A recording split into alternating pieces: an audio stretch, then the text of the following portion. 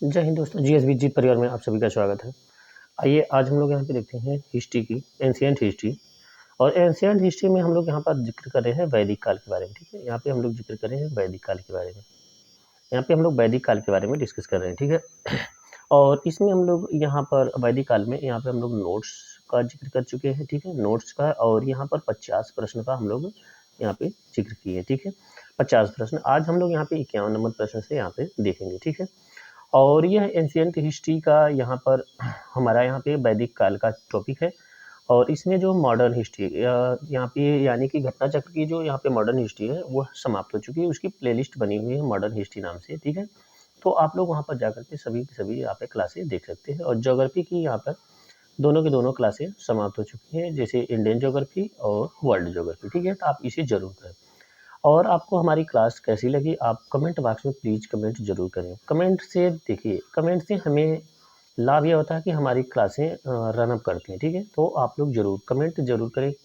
Comment ही यहाँ पे समझ लीजिए कि हमारी क्लास को मोटिवेट करेगी। ठीक है, तो आपको क्लास कैसी लगी यही आपको कमेंट करना है। ठीक है, आइए यहाँ पे 51 नंबर प्रश्न से यहाँ पे देखते हैं। इसमें 51 नंबर में प्रश्न में क्या दिया गया है कि गोत्र शब्द। ठीक है, इसमें 51 नंबर में दिया गया है कि गोत्र शब्द का प्रयोग सर्वप्रथम हुआ था।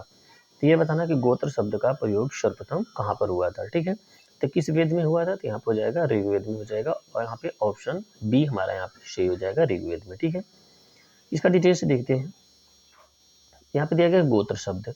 गोत्र शब्द का उल्लेख यहाँ पर किस में किया गया है, तो ऋग्वेद में किया गया। किस वेद में, ऋग्वेद में। ठीक है, और गोत्र शब्द का मूल अर्थ होता है गोष्ठ। ठीक है, यहाँ पे गोष्ठ होता है। ठीक है, वह स्थान जहाँ समचे कुल का गोधन पाला जाता है। ठीक है, यानी समचे कुल का गोधन पाला जाता है, उसे हम यहाँ पे गोष्ठ कहते हैं। ठीक है, और गोष्ठ यहाँ पे गोत्र बन गया। ठीक है, गोत्र शब्द से यहाँ पे मूल अर्थ क्या है, यहाँ पे गोष्ठ होता है। और गोष्ठ का यहाँ पे समचे कुल का गोधन होता है या पाला जाता है, उसे कहते हैं। ठीक है, तो गोत्र शब्द का यहाँ पे उल्लेख किसमें हुआ था, ऋग्वेद में हुआ था। ठीक है, प्रश्न संख्या यहाँ पे 52 देखते हैं। पूर्व वैदिक आर्यों, यहाँ पे दिया गया है पूर्व वैदिक आर्यों का धर्म प्रमुखतः था।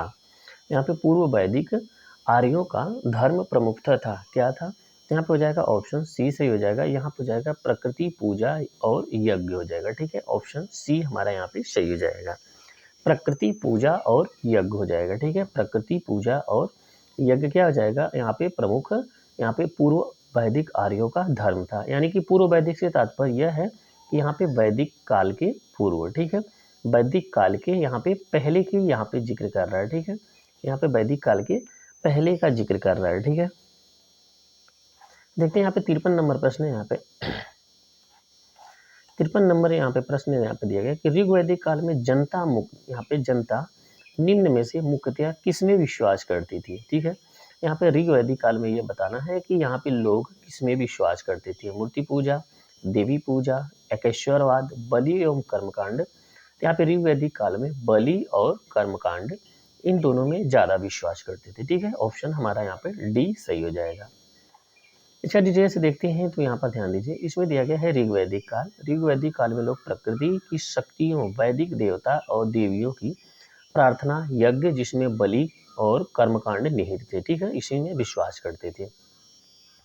54 नंबर प्रश्न देखते हैं। प्रसिद्ध 10 राजाओं का युद्ध।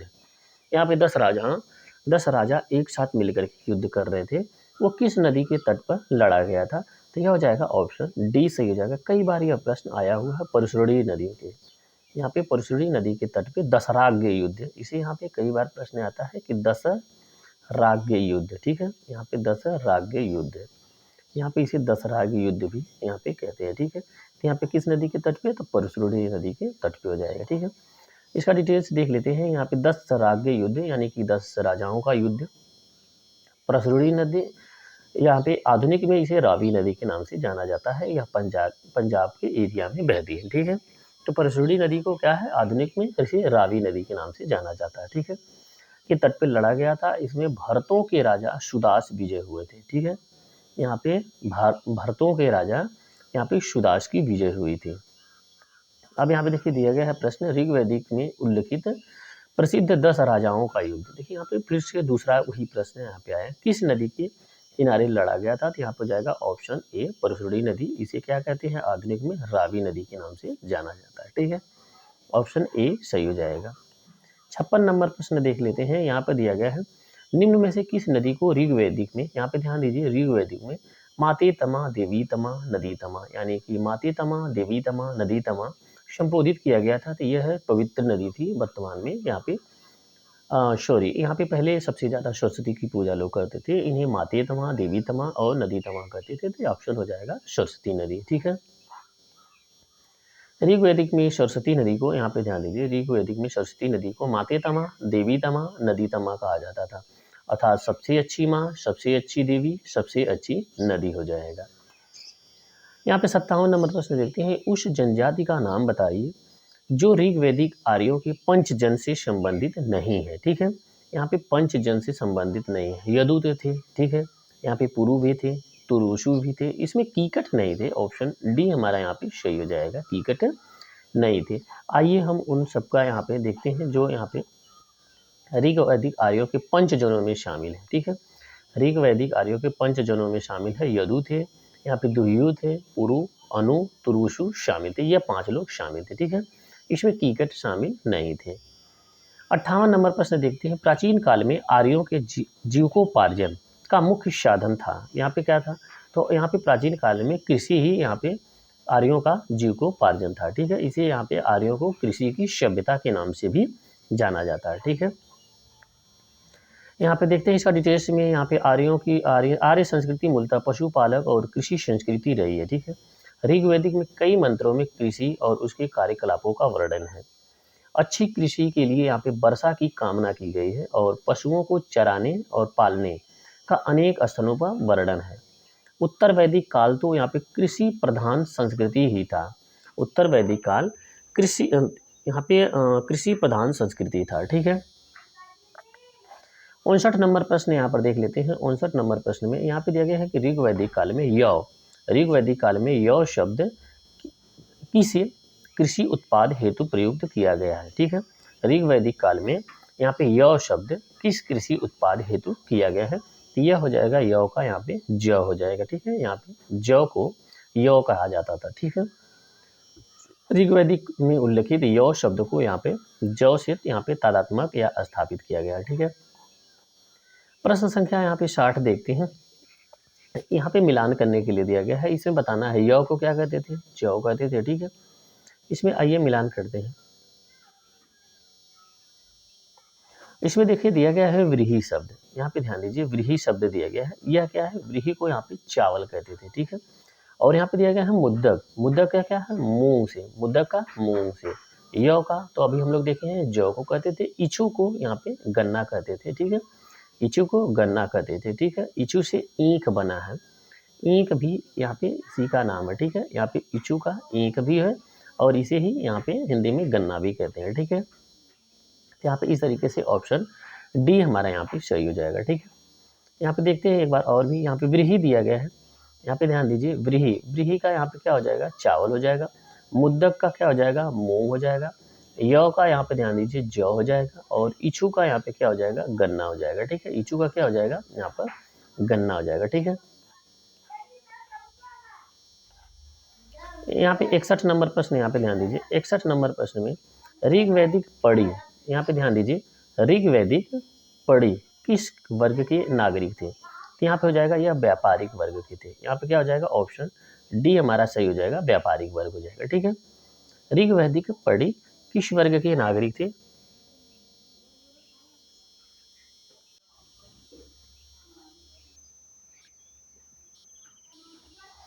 तो यहाँ पे देखिए 61 नंबर क्या हो जाएगा? ऋग्वैदिक पढ़ी के नागरिक थे। तो यह हो जाएगा ऑप्शन डी सही हो जाएगा। ठीक है,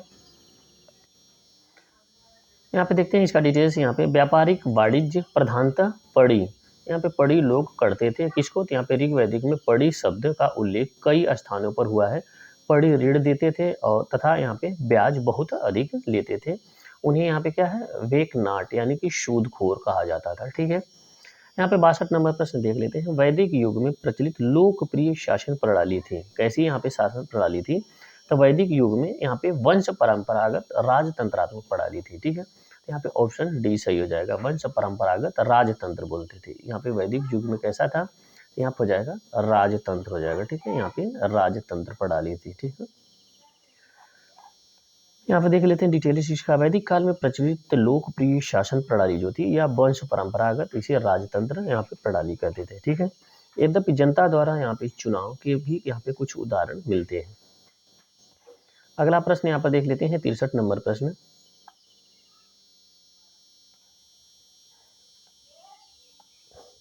यहाँ पे 63 नंबर प्रश्न में यहाँ पे दिया गया है कि वैदिक युगीन सभ्यता, यहाँ पे ध्यान दीजिए, वैदिक युगीन सभ्यता, यहाँ पे 63 नंबर प्रश्न में वैदिक युगीन सभा, सॉरी यहाँ पे वैदिक युगीन सभा यहाँ पे कैसी थी, तो यह मंत्री परिषद थी। वैदिक युगीन जो सभा होती थी वह मंत्री परिषद थी। यहाँ पे क्या है, वह मंत्री परिषद थी, ठीक है। यहाँ पे हो जाएगा मंत्री परिषद, वह मंत्री परिषद थी, ठीक है। अगला प्रश्न यहाँ पर देखते हैं।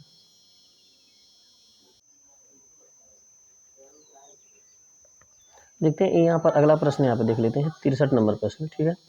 यहाँ पे देखते हैं 63 नंबर प्रश्न। 63 में क्या है, वैदिक युगीन सभा, वैदिक युगीन सभा जो थी यहाँ पर कैसी थी, तो वह मंत्री परिषद थी, ठीक है। यहाँ पर देख लेते हैं इसका डिटेल्स, मंत्री परिषद में क्या है, यहाँ पर मंत्री परिषद में, तो यहाँ पे देख लेते हैं वैदिक काल में। वैदिक काल में सभा और समिति, वैदिक काल में यहाँ पे सभा और समिति, यहाँ पे दो संस्थाएं, राजा निरंकुशता यहाँ पे नियंत्रण रखती थी, ठीक है। तो यहाँ पे वैदिक काल में सभा और समिति नामक दो संस्थाएं यहाँ पे राजा की निरंकुशता पर नियंत्रण रखती थी और संभवतः सभा कुलीन एवं वृद्ध मनुष्यों की संस्था थी, ठीक है, जिसमें यहाँ पे उच्च कुल में उत्पन्न व्यक्ति ही भाग ले सकते थे। अगला प्रश्न यहाँ पर देख लेते हैं, प्रश्न संख्या 64 नंबर प्रश्न यहाँ पर देखते हैं। इसमें दिया गया है कि किस वेद में सभा और समति प्रजापति की दो पुत्रियां कहा गया है, तो यह हो जाएगा अथर्ववेद में, ठीक है। यहाँ पे अथर्ववेद हो जाएगा। ऋग्वेद यहाँ पे पहला, ऋग्वेद, यजुर्वेद, सामवेद और यथुर्वेद चौथे वेद में, ठीक है। यहाँ पे अथर्ववेद में सभा और समिति की प्रजापति की दो पुत्रियां कहा गया है, ठीक है। यहाँ पे देख लेते हैं, इसमें 65 नंबर प्रश्न, इसमें देखिए दिया गया है कि जनसभा, ऋग्वेदिक में जनसभा को न्यायिक कार्यों से संबंधित थी, यह हो जाएगी सभा। यहाँ पे सभा हो जाएगी, न्यायिक कार्यों से कौन सी थी, तो न्यायिक कार्य कौन करते थे, तो यहाँ पे सभा करती थी, ठीक है। यहाँ पे ऑप्शन ए सही हो जाएगा। सभा, समिति एवं विदध ऋग्वैदिक कालीन जनतांत्रिक संस्थाएं थी। कैसी थी, जनतांत्रिक संस्थाएं थी। इन संस्थाओं में सभा न्यायिक कार्यों से संबंधित थी। ऋग्वैदिक में सभा का 8 बार उल्लेख हुआ है। कितनी बार, यहाँ पे ऋग्वैदिक में सभा का 8 बार उल्लेख हुआ है, ठीक है। अगला प्रश्न यहाँ पर देख लेते हैं 66 नंबर प्रश्न। यहाँ पे 66 नंबर में देखिए दिया गया है कि वैदिक कालीन प्रशासन में यहाँ पे भागदूह, वैदिक कालीन प्रशासन में भागदूह कौन अधिकारी था, तो यहाँ पे भागदूह जो थे वो राजस्व कर जमा करने वाले थे। ऑप्शन यहाँ पे हमारा बी सही हो जाएगा, ठीक है। यहाँ पे राजस्व कर जमा करने वाला यहाँ पे भागदूह कहलाता था। क्या कहलाता था, यहाँ पे वैदिक काल में उसे यहाँ पर भागदूह कहलाता था। क्या कहते थे, भागदूह, यहाँ पर हो जाएगा भागदूह कहलाता था, ठीक है। इसका डिटेल से देख लेते हैं। वैदिक कालीन प्रशासन में भागदूह राजस्व कर जमा करने वाला यहाँ पे अधिकारी या अर्थ मंत्री होता था, जबकि यहाँ पे अक्षवाप दूध यहाँ पे द्यूत अधिकारी एवं आय व्यय की गणना अध्यक्ष होता था। 67 नंबर प्रश्न यहाँ पर देख लेते हैं। 67 नंबर प्रश्न में यहाँ पे आयुर्वेद अर्थात जीवन का विज्ञान का उल्लेख सर्वप्रथम मिलता है। यहाँ पे आयुर्वेद अर्थात जीवन का विज्ञान का उल्लेख सर्वप्रथम मिलता है किसमें, तो यह हो जाएगा अथर्ववेद में। यहाँ पे ऑप्शन हमारा डी सही हो जाएगा, अथर्ववेद में हो जाएगा, ठीक है। अथर्ववेद में यहाँ पर ध्यान दीजिए, अथर्ववेद में सामान्य मनुष्यों के यहाँ पे विचारों तथा अंधविश्वासों का विवरण मिलता है, ठीक है। अथर्ववेद में सामान्य मनुष्यों के विचारों तथा अंधविश्वासों का विवरण मिलता है। इसमें विविध विषयों जैसे रोग निवारण, समन्वय, राजभक्ति, विवाह, प्रणय गीतों का आदि का विवरण यहाँ पे सुरक्षित है, ठीक है। यहाँ पे अथर्ववेद में सामान्य मनुष्यों के विचारों तथा अंधविश्वासों का विवरण यहाँ पर मिलता है, ठीक है। इसमें विविध विषयों यथा रोग निवारण, समन्वय, राजभक्ति, विवाह, प्रणय गीतों का आदि का विवरण यहाँ पे सुरक्षित है, ठीक है। 68 नंबर प्रश्न देखते हैं। यहाँ पे ऋग्वैदिक धर्म था, क्या था, तो यहाँ पे बहुदेववादी था। ऑप्शन ए हमारा यहाँ पे सही हो जाएगा। ऋग्वैदिक धर्म क्या था, तो यहाँ पे बहुदेववादी हो जाएगा, ठीक है। यहाँ पे देखते हैं इसका डिटेल्स। यहाँ पर ऋग्वेद में हमें यहाँ पे प्रथम दृष्टया बहुदेववाद, यहाँ पे पॉलीथिज्म के दर्शन होते हैं। आर्य विभिन्न देवताओं के अस्तित्व में विश्वास करते थे। मुख्यतः दैविक, यहाँ पे यहाँ पे मुख्यतः वैदिक देवताओं के 3 वर्ग थे। यहाँ पे कौन कौन से? यहाँ पे द्युत स्थान, यहाँ पे दिव्य स्थान यानी आकाश के देवता कहा जाता था। दूसरा था अंतरिक्ष के देवता, तीसरे थे यहाँ पे पृथ्वी के देवता। इन देवताओं की स्तुति करते समय वैदिक ऋषि जब जिस देवता की स्तुति करते हैं उसे ही प्रमुख सर्वश्रेष्ठ देवता यहाँ पे कहते थे, जिसे एकैकवाद भी कहा जाता था। इसके अलावा ऋग्वेदिक में एकम सत विप्रा बहुधा बहुधी यहाँ पे वंदते कहकर के एकेश्वरवाद का समर्थन किया गया है। यहाँ पे किसका? एकेश्वरवाद का समर्थन किया गया है। ऋग्वेदिक में आर्यों की प्रधान देवता प्रकृति की शक्तियों की प्रतिनिधि थे, जिनका मानकीकरण किया गया है। अगला प्रश्न यहाँ पे देखते हैं, सर्वाधिक ऋग्वेदिक सूक्त समर्पित है, तो यह हो जाएगा यहाँ पे इंद्र को। किसको? तो यहाँ पे इंद्र को हो जाएगा। सबसे ज्यादा सूक्त किसको समर्पित है? सूक्त यहाँ पे तो इंद्र को हो जाएंगे। ठीक है, यहाँ पे सबसे ज्यादा सूक्त किसको समर्पित है? तो इंद्र को हो जाएंगे। यहाँ पे देखते हैं अगला प्रश्न। यहाँ पे ऋग्वेदिक में इंद्र का वर्णन, यहाँ पे ध्यान दीजिए, ऋग्वेदिक में इंद्र का वर्णन सर्वाधिक प्रतापी देवता, यहाँ पे इंद्र का वर्णन सर्वाधिक प्रतापी देवता के रूप में किया गया है, जिसमें 250 सूक्त हैं। कितने? 250 सूक्त। यहाँ पे कई बार प्रश्न आया हुआ, कितने? यहाँ पर 250 सूक्त हैं। किसको? इंद्र को है। किसको? इंद्र को सबसे ज्यादा सूक्त है, तो किसको? इंद्र को। तो ऋग्वैदिक काल में सर्वाधिक लोकप्रिय देवता थे। इंद्र को यहाँ पे आर्यों का युद्ध नेता और वर्षा का देवता माना जाता है। इंद्र को क्या है? आर्यों का युद्ध नेता और यहाँ पे वर्षा का देवता माना जाता है।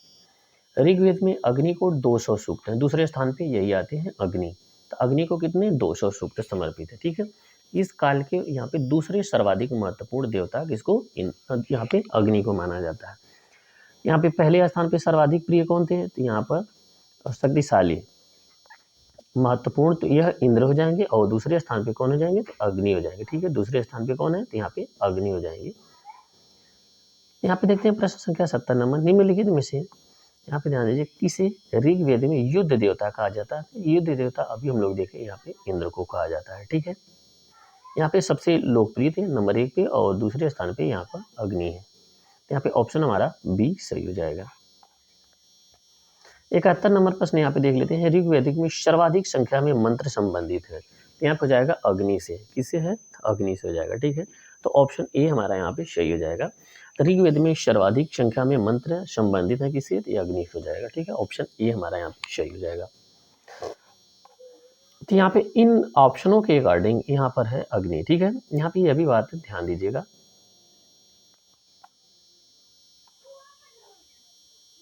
तो यहाँ पे 71 नंबर में यहाँ पे ध्यान दीजिए, इसमें ऋग्वेदिक में सर्वाधिक संख्या में मंत्र संबंधित है किसे? तो यहाँ पे इसमें अग्नि है, क्योंकि इसमें 200 है। ठीक है, लेकिन इसमें इंद्र के ना होने के कारण यहाँ पे अग्नि को हम लोग चयन कर रहे हैं। ठीक है, यहाँ पे क्योंकि इंद्र के यहाँ पे 250 सूक्त हैं। ठीक है, कितने हैं? 250 है, और यहाँ पे अग्नि को 200 ही सूक्त है। ठीक है, तो इसलिए ऑप्शन ए हमारा यहाँ पे सही हो जाएगा। 72 नंबर प्रश्न यहाँ पे देख लेते हैं, ऋग्वेदी के सर्वाधिक मंत्र किस वैदिक देवता को समर्पित है? तो यहाँ पे हो जाएगा इसमें इंद्र, यहाँ पे इंद्र ऑप्शन है, तो बी ऑप्शन सही हो जाएगा। उसके बाद किसके हम? यहाँ पे अग्नि को हो जाएगा। ठीक है, तो इसलिए बी ऑप्शन हमारा यहाँ पे सही हो जाएगा। 73 नंबर प्रश्न यहाँ पे देख लेते हैं, वैदिक देवता इंद्र। यहाँ पे वैदिक देवता इंद्र के विषय में यहाँ पे निम्नलिखित कथनों में से बताना कि कौन सा सही है। ठीक है, झंझावत के देवता, ये तो सत्य है। पापियों को दंड देते, नैतिक व्यवस्था के संरक्षक, वर्षा के देवता। तो यहाँ पे 1, 4 यहाँ पर सत्य हो जाएंगे। ठीक है, तो यहाँ पे इस तरीके से यहाँ पर डी ऑप्शन सही हो जाएगा, 1 और 4 यहाँ पर सही हो जाएंगे। ठीक है, तो आप इसका डिटेल्स देख लेते हैं। यहाँ पे देखिए, ऋग्वेद में इंद्र के बारे में यहाँ पर देख लेते हैं, इंद्र के बारे में क्या दिया गया है। सर्वाधिक प्रतापी देवता इंद्र जो है सर्वाधिक प्रतापी देवता के रूप में जाना जाता है। 250 सूक्त समर्पित है। ऋग्वैदिक काल में सर्वाधिक लोकप्रिय देवता इंद्र को यहाँ पे आर्यों का युद्ध नेता, वर्षा, आंधी, तूफान का देवता माना जाता है। इंद्र को यहाँ पे वृत्तासुर हंता, वृत्तासुर नामक राक्षस का वध करने वाला, पूर्वभिद यानी किला को भेदने वाला, सोमापा सोम का अत्यधिक पान करने वाला, सतकृति 100 शक्तियों का स्वामी आदि नामों से जाना जाता है। नैतिक व्यवस्था का संरक्षक वरुण को यहाँ पे कहा गया है। इसके अतिरिक्त कुछ मंत्रों को यहाँ पे पापियों को दंड देने के लिए यहाँ पे इंद्र को यहाँ पे पापियों को दंड देने के लिए यहाँ पे इंद्र सोम से प्रार्थना की गई है। इससे स्पष्ट होता है कि इंद्र को पापियों को दंड भी देते हैं। और यहाँ पे 1 2 4 न होने का विकल्प यहाँ पे 1 4 हो जाने का, ठीक है। यहाँ पे 2 भी सही है, ठीक है। पापियों को दंड भी देते थे, विकल्प में न होने के कारण यहाँ पे 1 4 को चयन किया गया, ठीक है। तो पापियों को दंड भी यहाँ पे इंद्र की। 74 नंबर प्रश्न यहाँ पे देखिए, निम्नलिखित में से पूर्व वैदिक आर्यों का सर्वाधिक लोकप्रिय देवता कौन थे? तो यहाँ पे हो जाएंगे इंद्र हो जाएंगे, ठीक है। यहाँ पे कई प्रश्न रिपीटेड किए हैं, आप लोग थोड़ा सा अगर यहाँ पे ध्यान देंगे यहाँ पे सारे के सारे प्रश्न यहाँ पे क्लियर हो जाएंगे, ठीक है। अगला प्रश्न यहाँ पे देखते हैं 75 नंबर, वैदिक देवमंडल। यहाँ पे ध्यान दीजिए, वैदिक देवमंडल में निम्नलिखित में से कौन देवता युद्ध का देवता माना जाता है? यहाँ पे कौन देवता माने जाते हैं? यहाँ पे हो जाएंगे इंद्र हो जाएंगे, बी ऑप्शन सही हो जाएंगे, ठीक है। इसका डिटेल से देखते हैं तो वैदिक आर्यों का सबसे महत्वपूर्ण प्रतापी देवता कौन है? तो यहाँ पे हो जाएंगे इंद्र हो जाएंगे, ठीक है। इन्हें ऋग्वेदिक में विभिन्न नामों से पुकारा गया है। पुरंदर अर्थात किला को तोड़ने वाला कहा गया है, युद्ध के नेता के रूप में चित्रित किया गया है। इंद्र को यहाँ पे वृत्तासुर हंता, यहाँ पे वृत्तासुर नामक राक्षस का वध करने वाला। पूर्वभिद यहाँ पे दुर्ग या किला को भेदने वाला। सोमापा सोम का अत्यधिक पान करने वाला। सतकृति 100 शक्तियों का स्वामी आदि नाम से जाना जाता है। प्रश्न संख्या यहाँ पे 76 नंबर देख लेते हैं। यहाँ पे 76 नंबर में 800 से लेकर 600 ईसा पूर्व काल का किस युग से जुड़ा हुआ है? तो यह हो जाएगा ऑप्शन ए सही हो जाएगा, ब्राह्मण युग से। 800 से लेकर 600 ईसा पूर्व का काल किस युग से जुड़ा है? तो यह हो जाएगा ब्राह्मण युग से हो जाएगा, ठीक है। ऑप्शन ए हमारा यहाँ पे सही हो जाएगा।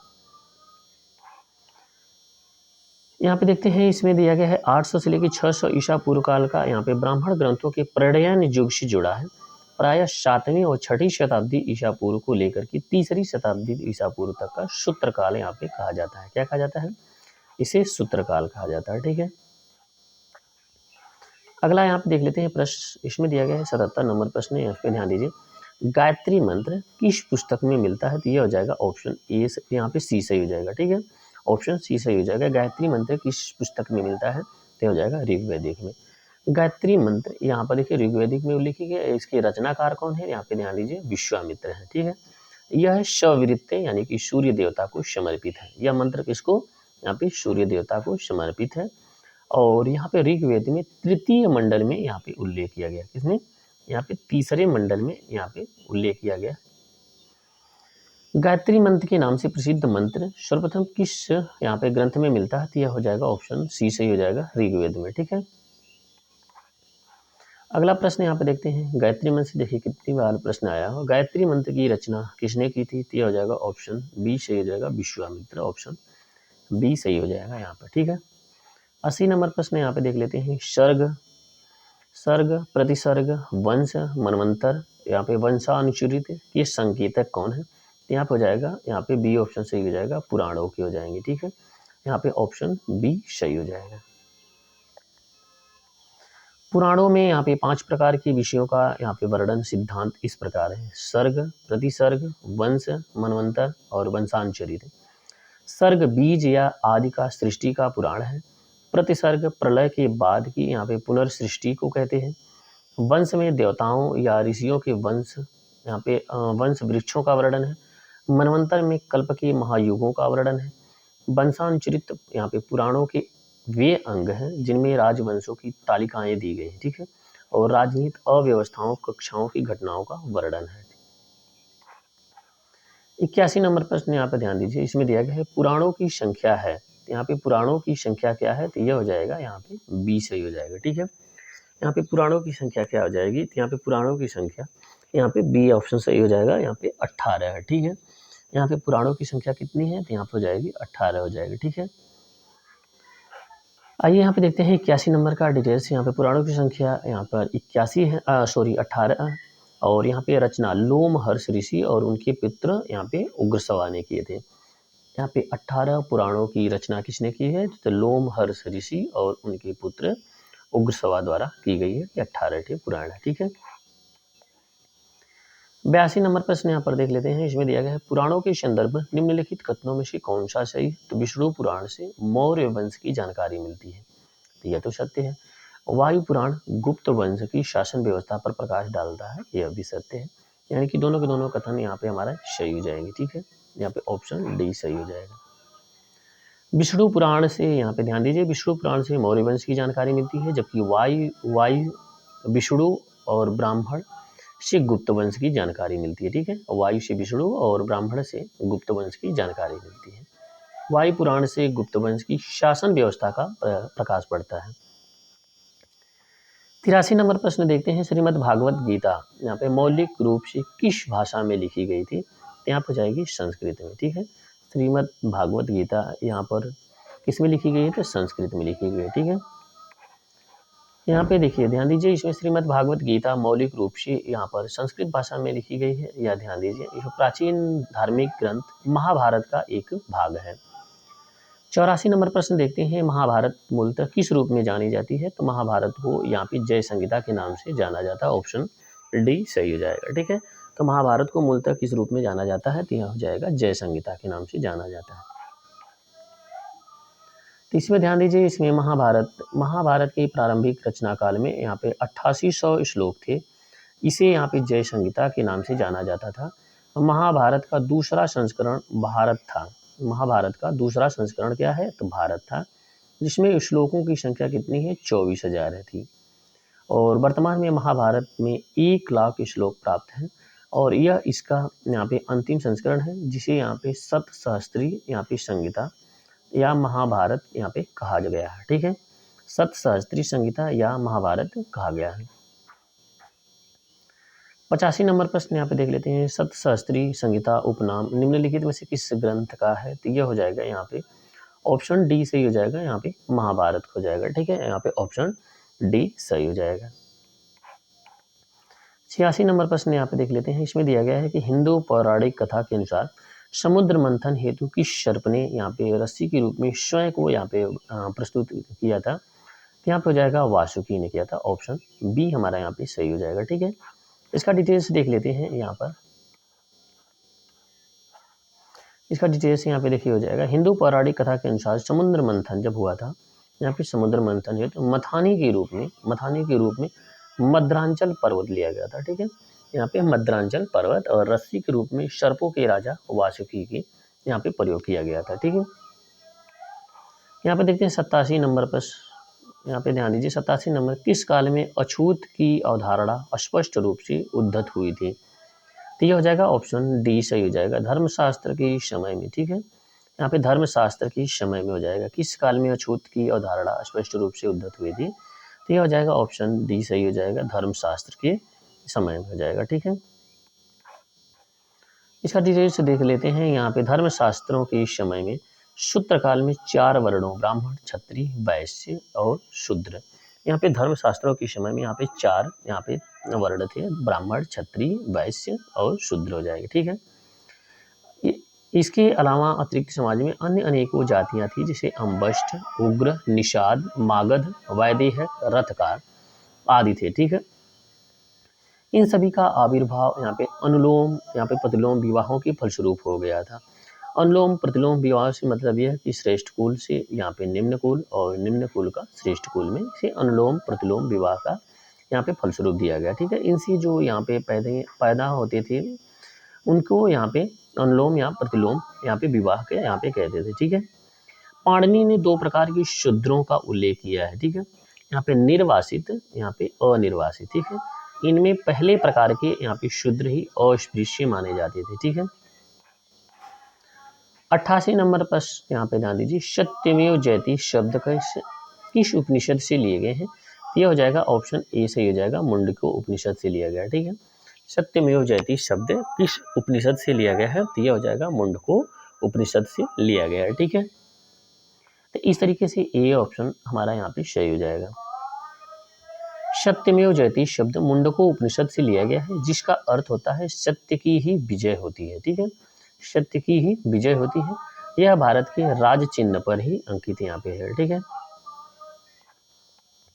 89 नंबर प्रश्न यहाँ पर ध्यान दीजिए, इसमें दिया गया है सत्यमेव जयते शब्द कहाँ से लिया गया है, तो ये हो जाएगा ऑप्शन डी सही हो जाएगा, मुंडक उपनिषद से लिया गया है। ठीक है, सत्यमेव जयते शब्द कहाँ से लिया गया है, तो मुंडक उपनिषद से लिया गया है, ऑप्शन डी हमारा यहाँ पे सही हो जाएगा। ठीक है, 90 नंबर प्रश्न यहाँ पर देख लेते हैं। 90 नंबर में दिया गया है कि भारतीय प्रतीक पर उत्कीर्ण सत्यमेव जयते लिया गया है, तो यह हो जाएगा मुंडको उपनिषद से लिया गया है, ऑप्शन सी हमारा यहाँ पे सही हो जाएगा। ठीक है, तो भारतीय प्रतीक पर उत्कीर्ण सत्यमेव जयते शब्द लिया गया है कहाँ से, तो मुंडक उपनिषद से लिया गया है। ठीक है,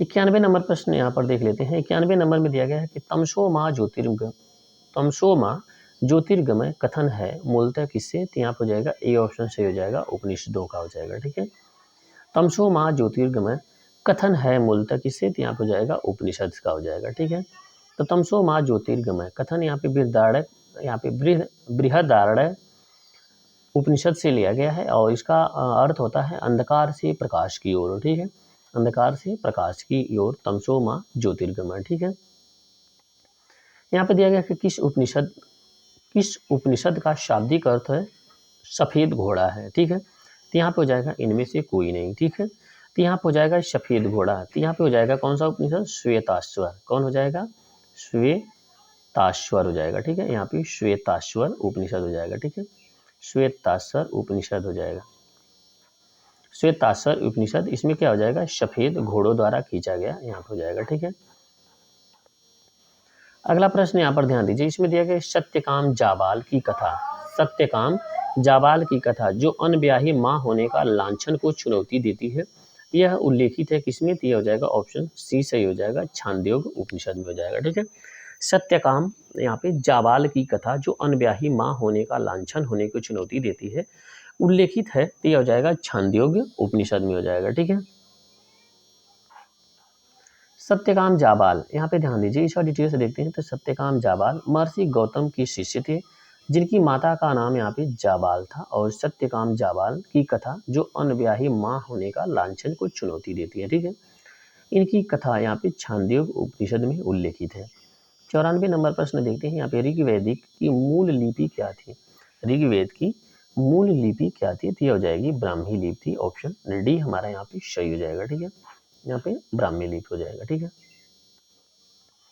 इसमें देखते हैं ऋग्वेद की मूल लिपि ब्राह्मी थी, यहाँ पे ध्यान दीजिए, और ऋग्वेद में कुल यहाँ पे 10 मंडल है तथा यहाँ पे 1028 सूक्त है। ऋग्वेद की पुरोहित को यहाँ पे होता यहाँ पे कहा जाता था, क्या कहा जाता था, होता कहा जाता था। 95 नंबर में यहाँ देखते हैं वैदिक कर्मकांड, यहाँ पे वैदिक कर्मकांड होता का संबंध है किससे, तो यह हो जाएगा ऑप्शन ए सही हो जाएगा, ऋग्वेद से हो जाएगा। ठीक है,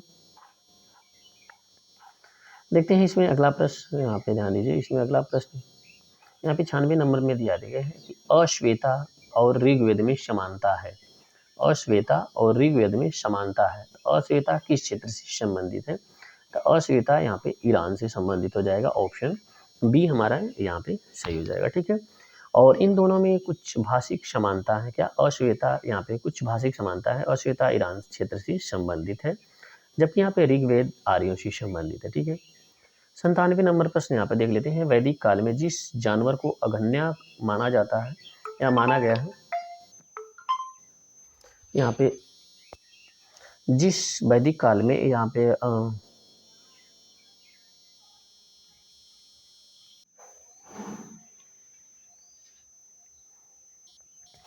वैदिक काल में किस जानवर को यहाँ पे अघन्या माना गया है, तो यहाँ पे हो जाएगा ऑप्शन यहाँ पे हमारा सी से हो जाएगा। ठीक, गाय हो जाएगा। ठीक है, तो वैदिक काल में यहाँ पे गाय को अघन्या यहाँ पे न मारने जो, अघन्या का अर्थ होता है न मारने जो, ठीक है, माना गया है।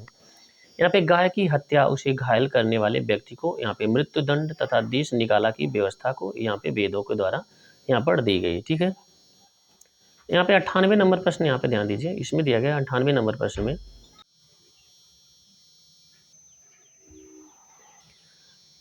तो यहाँ पे देखिए फिर 98 नंबर प्रश्न यहाँ पे रिपीट किया है कि यहाँ पे दिया गया है कि ऋग्वेद में अघन्या का प्रयोग हुआ है। ठीक है, तो ऋग्वेद में अघन्या का प्रयोग हुआ है तो गाय के लिए हुआ है, किसी लिए, तो यहाँ पे गाय के लिए हो जाएगा, ऑप्शन बी हमारा यहाँ पे सही हो जाएगा। ठीक है, 99 नंबर पे यहाँ पे प्रश्न यहाँ पे ध्यान दीजिए, 99 नंबर में यहाँ पे ध्यान दीजिए, यहाँ पे दिया गया है कि ऋग्वेद में कई यहाँ पे परिच्छेदों में प्रयुक्त अघन्य शब्द का यहाँ पे संदर्भित है, ठीक है। तो ऋग्वेद में कई यहाँ पे परिच्छेदों में प्रयुक्त अघन्य शब्द समर यहाँ पे संदर्भित है, किसके लिए? तो ये हो जाएगा ऑप्शन सी सही हो जाएगा, गाय के लिए हो जाएगा, ठीक है। तो यहाँ पे ऋग्वेद में कई परिच्छेदों में प्रयुक्त अघन्य शब्द यहाँ पे संदर्भित है, तो किसके लिए? तो यहाँ पर जाएगा तो ऋग्वेद के लिए हो जाएगा, ठीक है। तो ऑप्शन यहाँ पे सी सही हो जाएगा, ठीक है।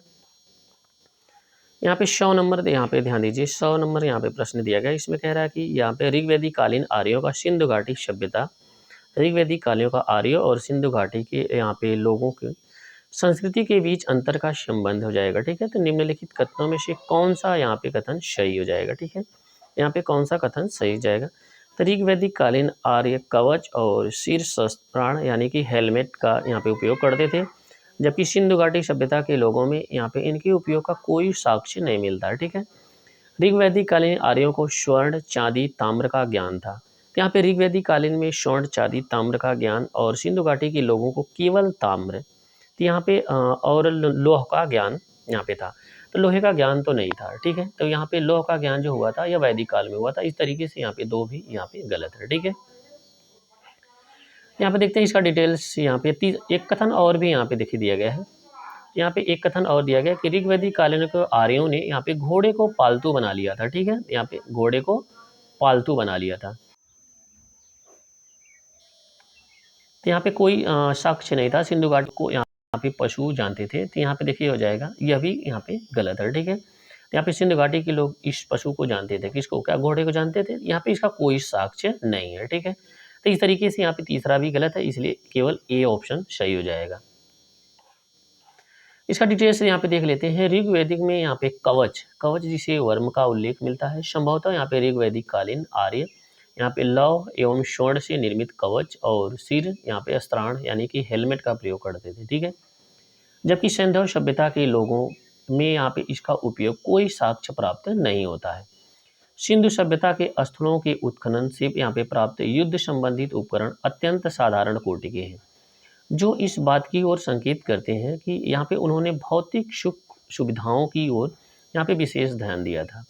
ऋग्वैदिक कालीन आर्यों को स्वर्ण, चांदी और ताम्र का ज्ञान था। सिंधु कालीन लोगों को यहाँ पे केवल यहाँ पे ताम्र एवं कांसे का ही ज्ञान था।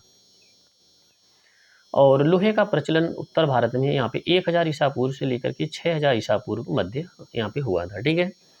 और कथन यहाँ पे दो गलत हो जाता है। ऋग्वैदिक कालीन आर्यों ने घोड़े को पालतू बना लिया था। इसकी सहायता से वे युद्धों को विजय प्राप्त करते थे। सिंधु सभ्यता के विभिन्न स्थलों में भी यहाँ पे घोड़े को साक्ष्य प्राप्त हुए हैं, साक्ष्य प्राप्त हुए हैं। कथन यहाँ पे 3 गलत है। इस प्रकार कथन केवल एक सही माना जाएगा, ठीक है। 101 नंबर यहाँ पे प्रश्न यहाँ पे देखते हैं। ऋग्वैदिक काल के प्रारंभ में निम्न में से किसे यहाँ पे महत्वपूर्ण मूल्यवान संपत्ति समझा जाता था? तो ये हो जाएगा यहाँ पे गाय को। यहाँ पे ऑप्शन बी सही हो जाएगा, ठीक है।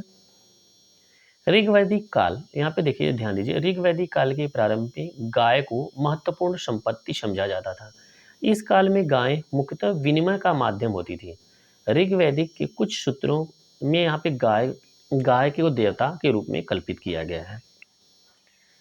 यहाँ पे 102 नंबर प्रश्न यहाँ पे देख लेते हैं। सिंधु घाटी सभ्यता और यहाँ पे मिलान करने के लिए दिया गया है मध्यकाल, ऋग्वैदिक काल और उत्तर वैदिक काल और सिंधु घाटी सभ्यता, ठीक है। तो इसमें से मिलाना है तो कौन सी यहाँ पे नागरिक सभ्यता थी? सिंधु घाटी की सभ्यता नगरी से यहाँ पे प्रसिद्ध थी, ठीक है। तो यहाँ पे 4 हो जाएगा, यहाँ पे आंसर हो जाएगा, ठीक है। उत्तर वैदिक समाज जो था यहाँ पे मध्यकाल, इसमें दिया गया है चारागाह जमींदारी। तो मध्यकाल में क्या है? जमींदारी प्रथा आ जाती थी। और उत्तर वैदिक काल में यहाँ पे कृषि और ऋग्वैदिक काल में यहाँ पे चारागाह। तो यहाँ पे उत्तर वैदिक काल में चारागाह, ऋग्वैदिक में यहाँ पे कृषि का जिक्र यहाँ पे मिलने लगता है, ठीक है। इसका डिटेल्स देख लेते हैं यहाँ पर। इसका डिटेल्स देखिए, यहाँ पे सिंधु घाटी सभ्यता कैसी थी? तो यहाँ पे नगरी हो जाएगी, ठीक है। तो ऋग्वैदिक में यहाँ पे चारागाह, उत्तर वैदिक कृषि से संबंधित, सिंधु घाटी नगरी और मध्यकाल में यहाँ पे जमींदारी था, ठीक है। तो इन सब में यहाँ पे इसमें यहाँ पे मिलान करने का तात्पर्य यह है कि सिंधु घाटी सभ्यता किसके लिए जानी जाती है? तो नगरीय सभ्यता के लिए जानी जाती है, ठीक है।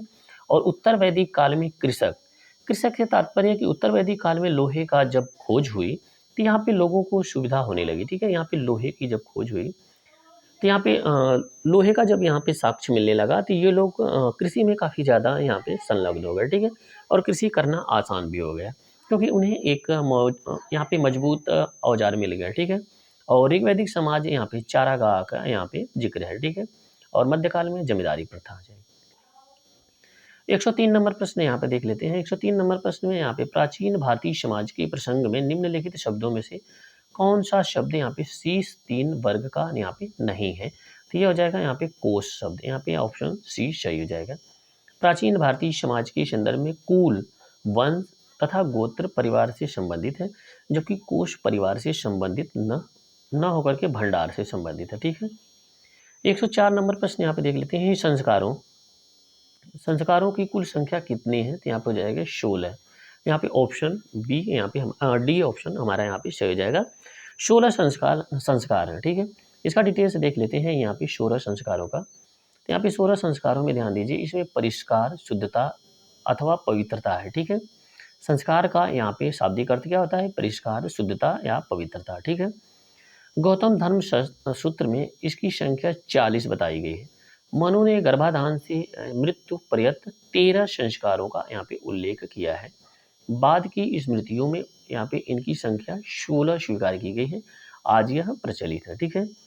105 नंबर में देखते हैं, जीविकोपार्जन हेतु यहाँ पे वेद वेदांग पढ़ाने वाला अध्यापक क्या कहलाता है? उन्हें उपाध्याय कहते हैं, ठीक है। ऑप्शन सी सही हो जाएगा, ठीक है। तो जीविकोपार्जन हेतु वेद वेदांग पढ़ाने वाला उपाध्याय क्या कहलाता है? तो इसे अध्यापक क्या कहलाता है? तो उपाध्याय कहलाता है, ठीक है। यहाँ पे देखिए डिटेल्स दिया गया है। जीविकोपार्जन हेतु वेद वेदांग पढ़ाने वाला अध्यापक उपाध्याय कहलाता है। आचार्य गुरुकुल की स्थापना करके अपने शिष्यों को पढ़ाता था। कोई फीस नहीं लेता था, किंतु शिष्य के द्वारा दी गई दक्षिणा को स्वीकार कर लेता था, ठीक है। यहाँ पे यह थे हमारे यहाँ पे वैदिक काल के, और अगली जो टॉपिक है यह बौद्ध धर्म से संबंधित है, ठीक है। यह टॉपिक काफ़ी ज़्यादा इंपॉर्टेंट है, यहाँ पे इससे बहुत ज़्यादा प्रश्न आते हैं, ठीक है। इस वैदिक काल से भी ज़्यादा प्रश्न आते हैं। तो आप लोग यहाँ पे वैदिक काल की टॉपिक समाप्त हो गए, ठीक है। तो हम अगली क्लास में यहाँ पे बौद्ध धर्म के बारे में यहाँ पे जिक्र करेंगे। आज के लिए इतना ही। वीडियो को देखते रहिए और दोस्तों में शेयर करते रहिए। कमेंट बॉक्स जरूर करें कि आपको क्लास कैसी लगी, ठीक है। तो प्लीज़ चैनल पे नए हैं तो चैनल को सब्सक्राइब कर लीजिए। आज के लिए इतना ही। वीडियो देखने के लिए धन्यवाद। आपका दिन शुभ हो।